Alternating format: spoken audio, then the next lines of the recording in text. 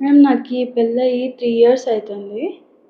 So, అబా pregnancies వస్తున్నాయి గానీ, అబార్షన్స్ అయిపోతున్నాయి రిపీటెడ్‌గా. దానివల్ల నా ఫ్రెండ్ ఒకరు ఇక్కడికొచ్చి ఐవీఎఫ్ చేయించుకున్నారు. వాళ్ళకిప్పుడు అలానే ఉండే వాళ్ళకి కూడా ప్రాబ్లము. వాళ్ళకి బాగా బేబీ పుట్టిందిప్పుడు బాగయింది. నేను గూడా ఐవీఎఫ్ చేయించుకుందామని ఇక్కడికొచ్చాను.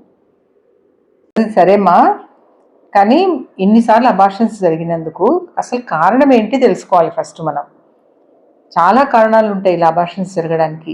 డయాబెటీస్ కావచ్చు, జెనెటిక్ ప్రాబ్లం కావచ్చు, లేదా మెనరికం కావచ్చు, లేదా వైరల్ ఇన్ఫెక్షన్స్ కావచ్చు. ఇలా చాలా కారణాలు ఉంటాయి.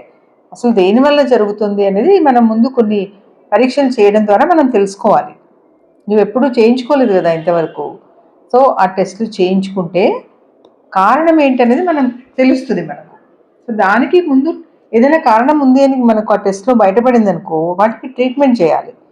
దాని తర్వాత ప్రెగ్నెన్సీ ప్లాన్ చేస్తే ఇలా అబార్షన్స్ జరగకుండా ఉంటాయి. అంతేగాని ఐవీఎఫ్ చేస్తే హెల్దీ బేబీ వచ్చేస్తుంది అని అనుకోకూడదు. ఐవీఎఫ్లో కూడా అబార్షన్స్ అనేది జరగచ్చు. దానికి కొన్ని టెస్టులు చేసి మనం అన్ని ప్రాబ్లమ్స్ సాల్వ్ అయిన తర్వాత, ప్రెగ్నెన్సీ కంటే ముందే కొన్ని ట్రీట్మెంట్స్ వాడిన తర్వాత ప్రెగ్నెన్సీ ప్లాన్ చేసుకుంటే ఇలాంటివి జరగకుండా హెల్దీ బేబీ పుట్టే అవకాశం ఉంటుంది. ఓకేనా?